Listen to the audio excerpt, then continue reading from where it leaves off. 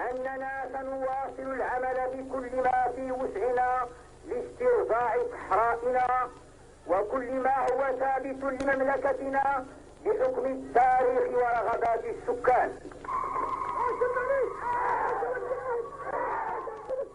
كانت هذه الكلمات بمثابة خارطة الطريق التي اتبعها الحسن الثاني منذ توليه مقاليد الحكم في مفاوضاته مع إسبانيا التي تهربت من أي التزام أو تعهد لإيجاد حل للمشكل. في 16 من أكتوبر 1975 استطاع الحسن الثاني انتزاع اعتراف رسمي ذو طابع تاريخي وإطار قانوني من محكمة العدل الدولية، حيث أعلنت بعد سماعها للعديد من المرافعات التي أدلى بها كل طرف عن حكمها التاريخي المتمثل في وجود علاقة البيعة وروابط قانونية بين قبائل الصحراء وملوك المغرب. اعتبر الحسن الثاني روابط الولاء بين أهل الصحراء والمملكة المغربية والتي أشارت إليها المحكمة الدولية آنفاً بمثابة تأييد لموقفه، ولإضفاء صبغة قانونية على هذا الحكم وتحويله إلى إجراء فعلي. عبر الحسن الثاني من خلال خطاب ألقاه من مراكش عن نيته في تنظيم مسيرة سلمية خضراء نحو الجنوب لاسترجاع المناطق المغتصبة. في 5 من نوفمبر سنة 1975 أعلن الحسن الثاني عن انطلاق المسيرة الخضراء إلى الصحراء المغربية من أجل إعادة ضمها إلى الوطن الأم، حيث خاطب الحسن الثاني المتطوعين للمشاركة في هذه المسيرة قائلاً: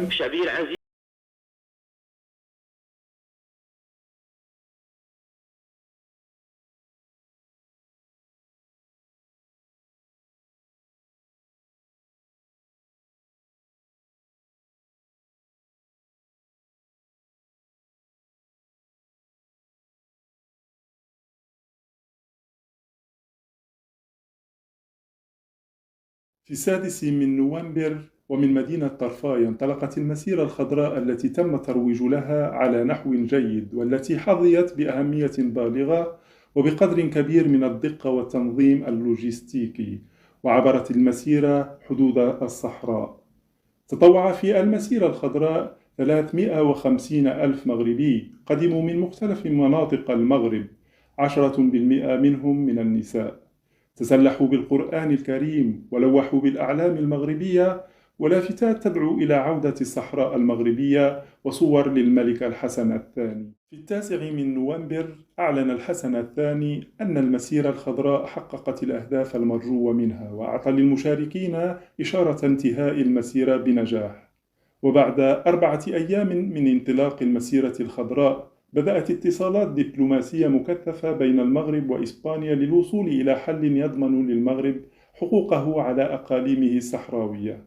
وفي 14 من نوفمبر وبعد قبول إسبانيا إجراء المفاوضات، وقع كل من المغرب وإسبانيا وموريتانيا بمدريد اتفاقية استعاذ المغرب بمقتضاها أقاليمه الجنوبية، وهي الاتفاقية التي أقرتها الجمعية العامة للأمم المتحدة، والتي بموجبها دخل المغرب إلى مدينة العيون سلمياً، وانسحبت الإدارة الإسبانية من المنطقة في 26 من فبراير 1976.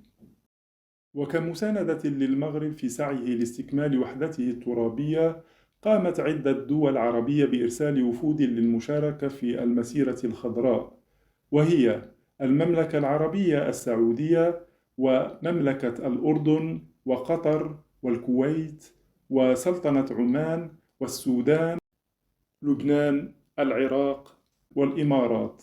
كما شارك فيها وفد من الغابون ووفد من السنغال، إضافة إلى الأمين العام لمنظمة المؤتمر الإسلامي. حققت المسيرة الخضراء مرادها ودفعت الجيش الإسباني للانسحاب بطريقة سلمية دون إراقة الدماء، وأنهت حوالي 3/4 قرن من الاحتلال الإسباني للصحراء. مكنت المغرب من تحقيق واستكمال وحدته الترابية. جسدت المسيرة الخضراء المظفرة عبقرية الملك الحسن الثاني الذي استطاع بأسلوب حضاري يرتكز على قوة الإيمان بالحق استرجاع الأقاليم الجنوبية إلى حظيرة الوطن. وتم إنشاء العديد من المدن فيها وتنميتها لتضاهي وتتفوق أحيانا على مدن باقي الجهات.